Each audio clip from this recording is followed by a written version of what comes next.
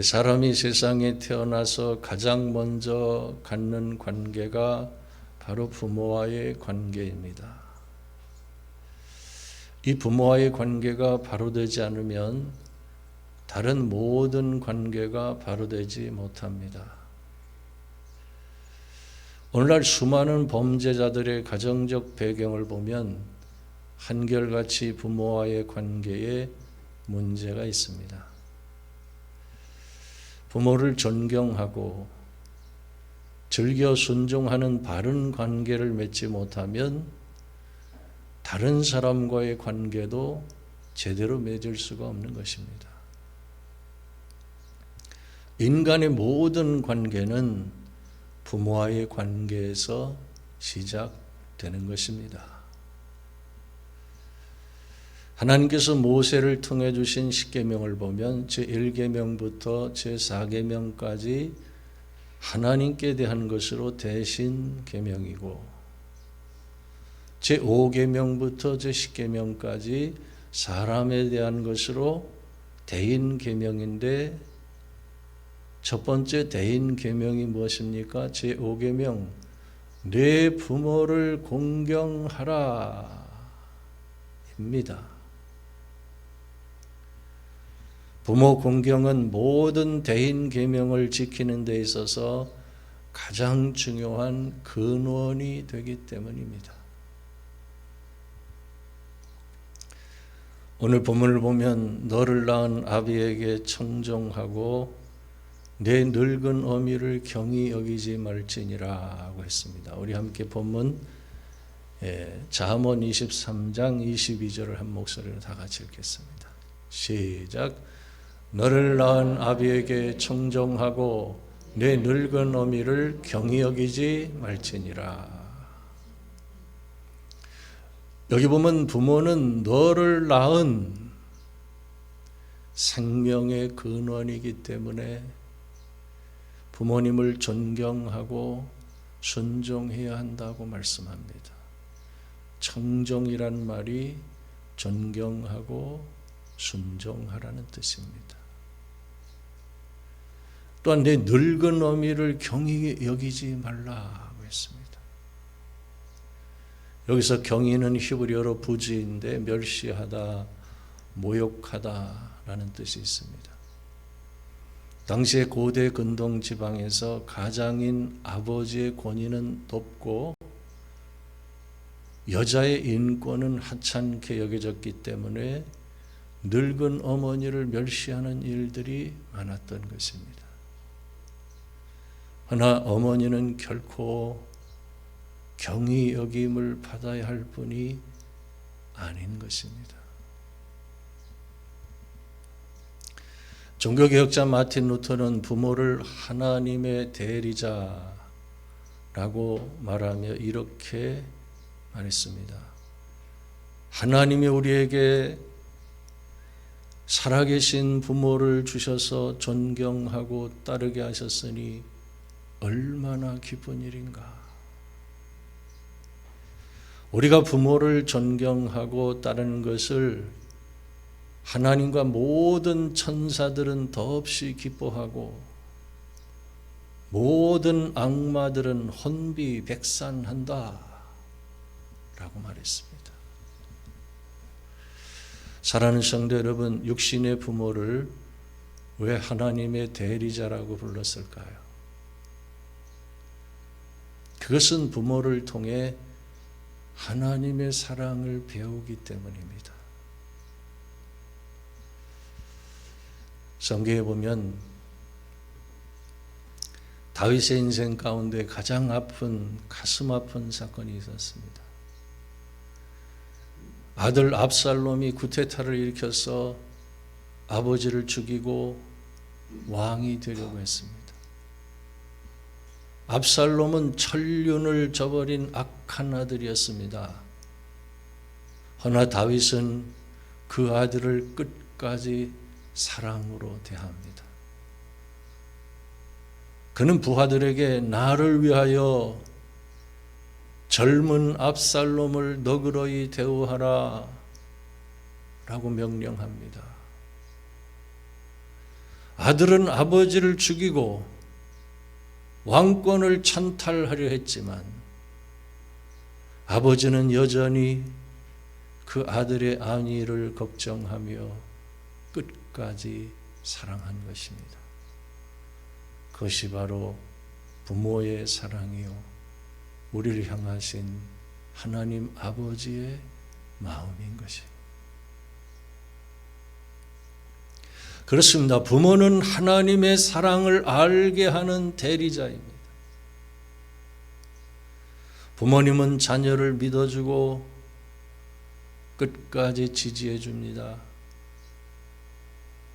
부모님만큼 자녀를 사랑하고 자녀가 잘 되기를 바라는 사람이 있을까요?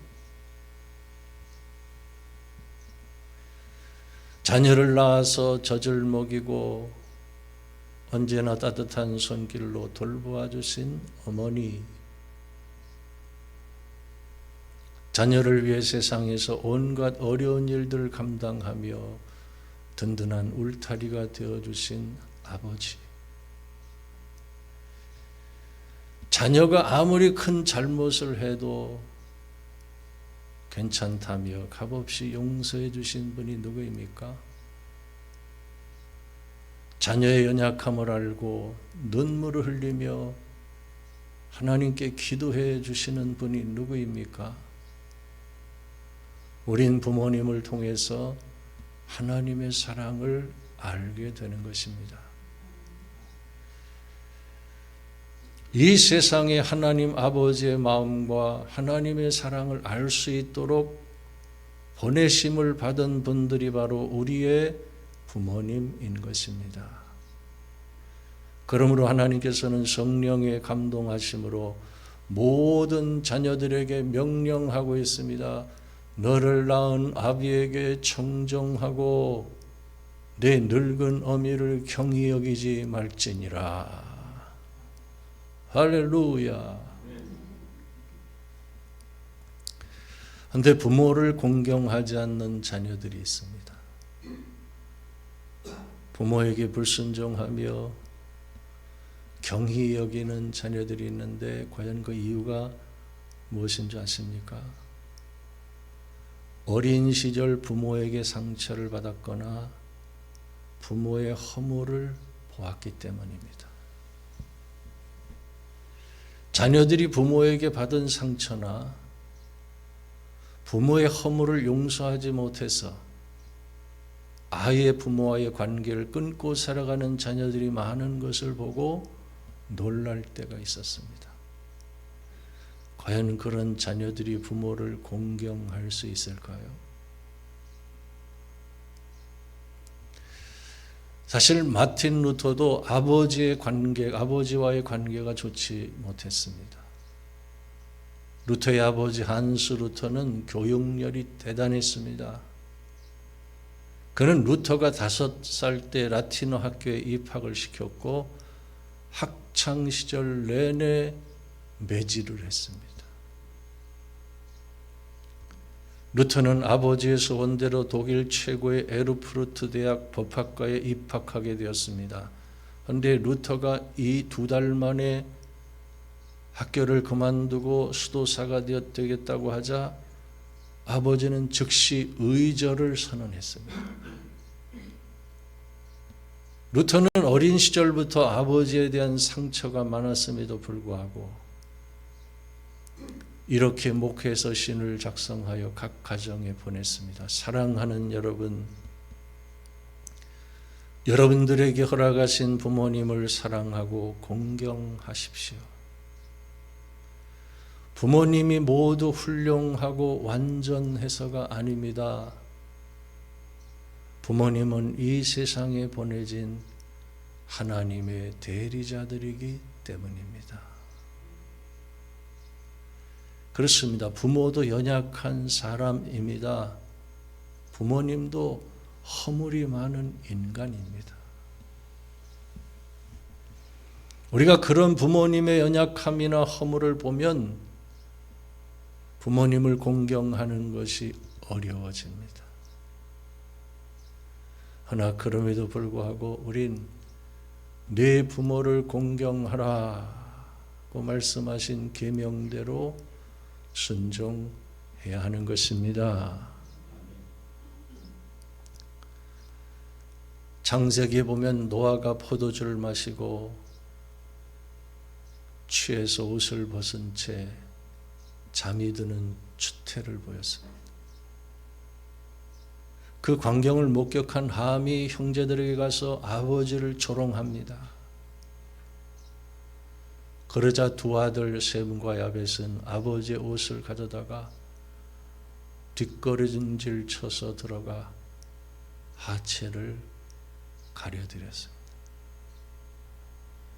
결국 아버지의 허물을 들춰내며 조롱했던 함은 저주를 받았고, 아버지의 허물을 보지 않고 가려주었던 셈과 야벳은 축복을 받았습니다. 사랑하는 성도 여러분, 지혜로운 자녀는 부모의 허물을 들춰내지 않는 것입니다. 오히려 자신이 알고 있는 부모의 허물을 가리어주는 것입니다. 과연 오늘 여러분은 함과 같은 자녀입니까? 셈과 야벳과 같은 자녀입니까? 루터의 말처럼 우리가 부모님을 사랑하고 공경하는 이유는 부모님이 모두 훌륭하고 완전해서가 아닙니다. 부모님은 이 세상에 보내신 허물이 많지만 하나님의 대리자들이기 때문에 우리 마땅히 공경해야 하는 것입니다. 그런가 하면 부모 공경은 약속에 있는 첫 계명입니다. 오늘 보면 에베소 6장 2절에 보면 내 아버지와 어머니를 공경하라. 이것은 약속에 있는 첫 계명이니 이로써 내가 잘되고 땅에서 장수하리라고 했습니다.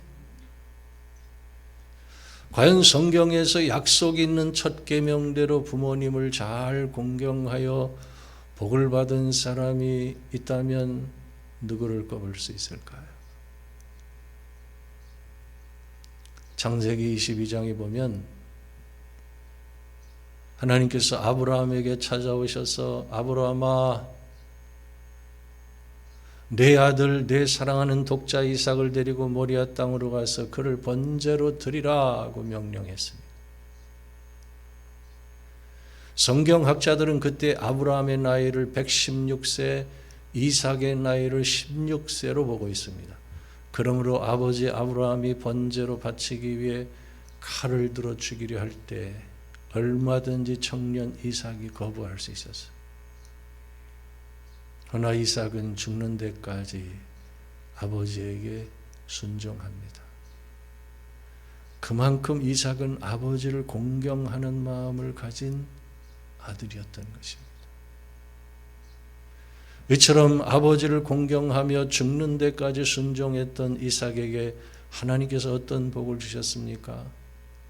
이삭이 농사를 지을 때 100배의 수확을 거두게 하셨고, 척박한 광야에서 음물을 팔 때마다 샘물이 솟아나게 하셨습니다. 그리고 이삭이 180세까지 장수의 복을 누리며 살게 하셨습니다.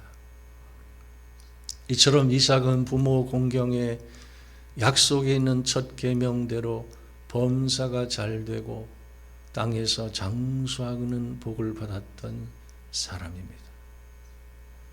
오늘 설교를 듣는 여러분 모두가 부모 공경의 약속에 있는 첫 계명대로 순종하여 범사가 잘 되고 땅에서 장수하는 복을 받는 성도들이 되실 수 있기를 주님의 이름으로 축원합니다. 이 장수의 복에는 건강의 복과 같은 것입니다. 두 번째, 진리를 사되 팔지는 말라고 말씀합니다. 우리 함께 잠언 23장 23절을 또 다 같이 한번 읽겠습니다. 시작. 진리를 사되 팔지는 말며 지혜와 훈계와 명철도 그리할지니라. 여기 보면 진리와 지혜, 훈계와 명철은 아무리 많은 값을 치루어서라도 사되 팔지는 말라고 했어요. 다시 말해 소중한 교훈을 잃어버리지 말고 간직하라는 것입니다. 과연 우리 부모님들이 자녀를 보고 가장 기뻐하며 뿌듯해하실 때가 언제일까요? 물론 용돈을 많이 드리고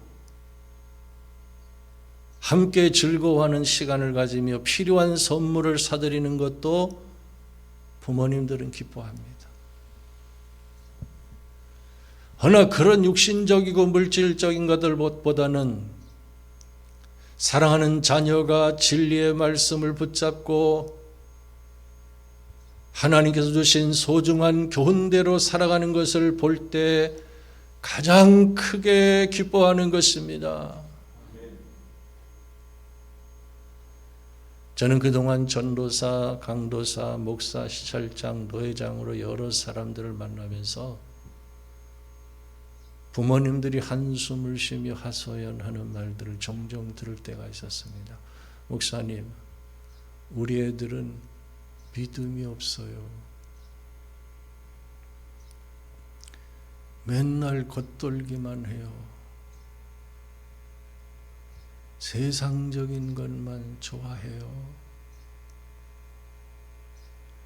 모래 위에 집을 지은 것처럼 믿음이 한순간에 무너져요.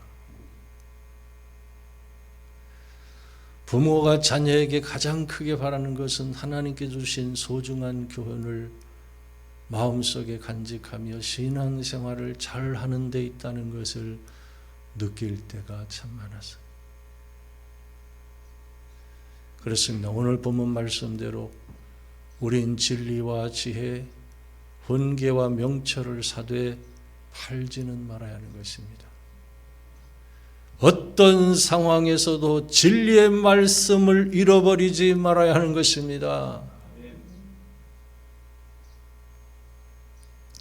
어떤 분이 이런 간증을 했습니다. 아들이 어머니에게 돈을 드릴 때마다 이런 말을 했습니다. 아들아, 혹시 이 돈이 하나님 앞에 부끄러운 것은 아니냐? 만약 부끄러운 돈이라면 나는 받지 않겠다. 라며 아들에게 불의한 방법으로 돈을 벌어서는 안 된다는 것을 확인시켜 주었습니다.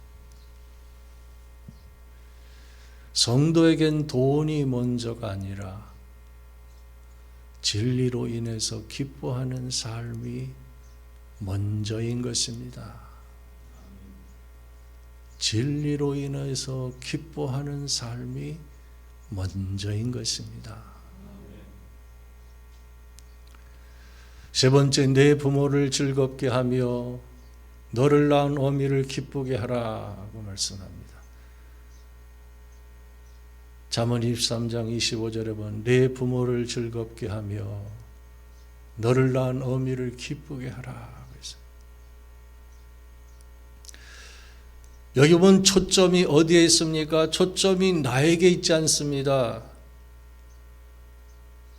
즐겁게 하며 기쁘게 할 부모님에게 초점이 맞춰져 있습니다.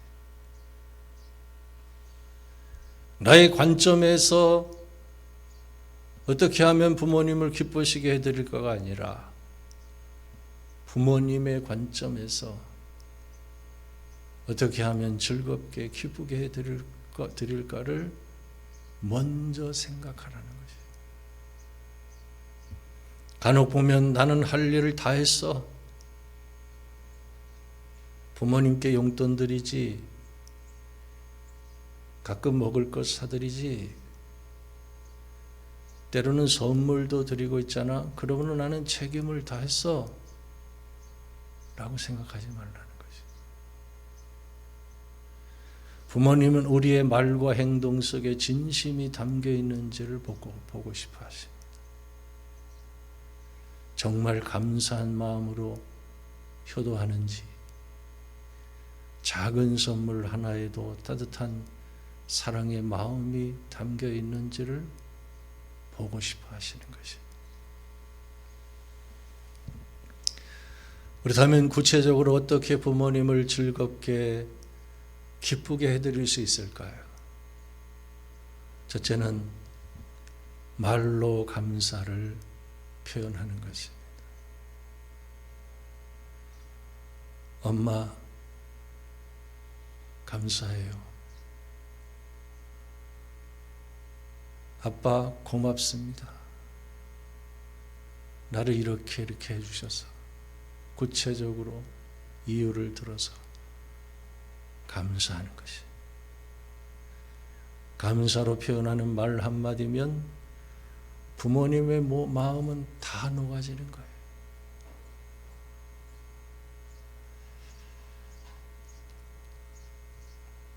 근데 간혹 보면 자녀가 부모님께 함부로 말을 하고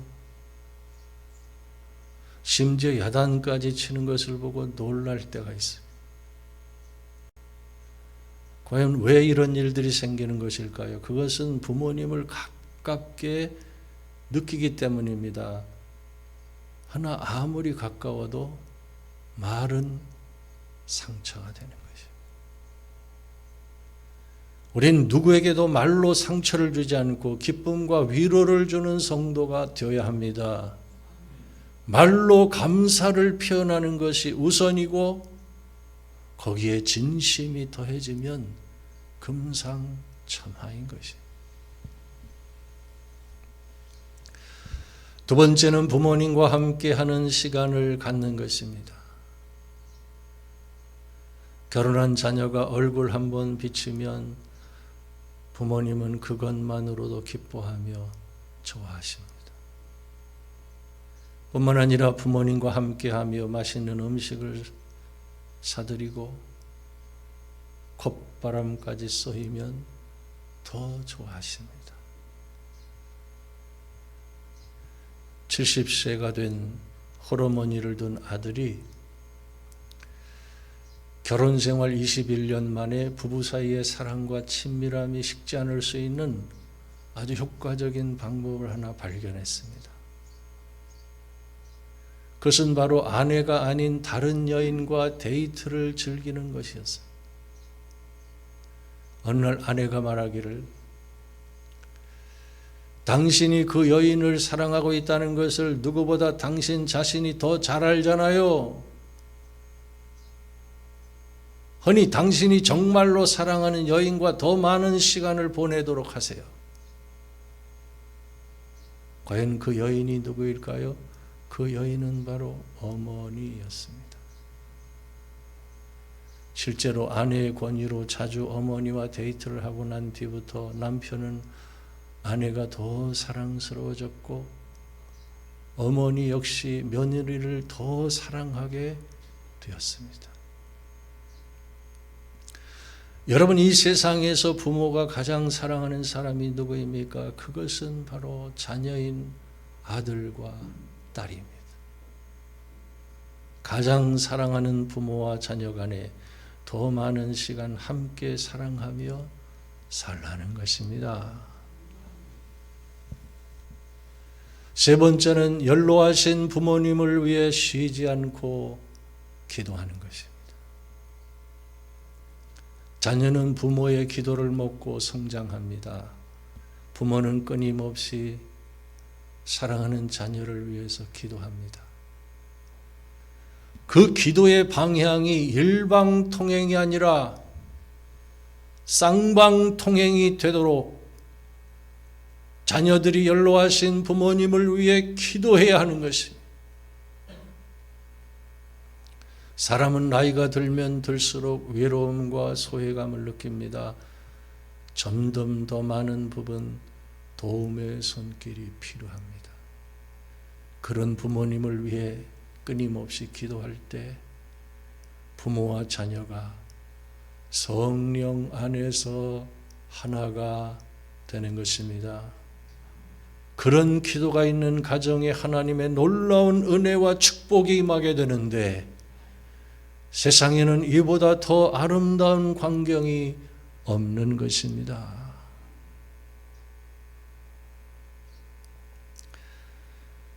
어느 시골 교회에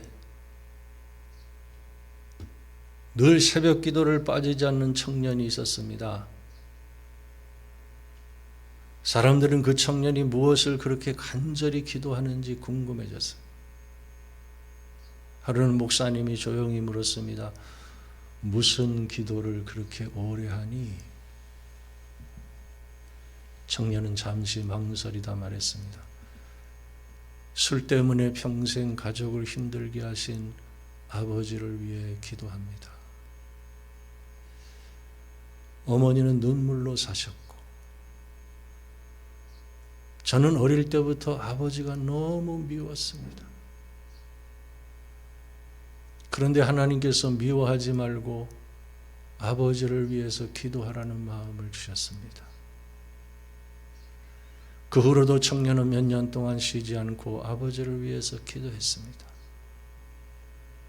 그러던 어느 날 어느 겨울밤 술에 취해 쓰러졌던 아버지가 아들의 등에 엎여 집으로 돌아오다가 물었습니다.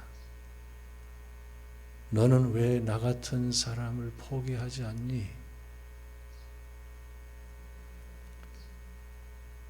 아버지는 제가 가장 먼저 사랑해야 할 분이기 때문입니다. 그 말을 들은 아버지는 한참을 울었습니다. 그리고 얼마 후 교회에 나오기 시작했고 가족은 조금씩 회복되었습니다. 청년은 나중에 이렇게 간증했습니다. 부모님을 위한 기도는 부모님만 바꾸어 놓은 것이 아니라 먼저 제 마음을 바꾸어 놓았습니다. 이것이 바로 기도의 능력인 것입니다. 오늘 이 설교를 듣는 여러분 모두가 부모님을 위해 또는 자녀를 위해 쉬지 않고 기도하는 은혜가 임할 수 있게 되시기를 주님의 이름으로 축원합니다. 기도하겠습니다.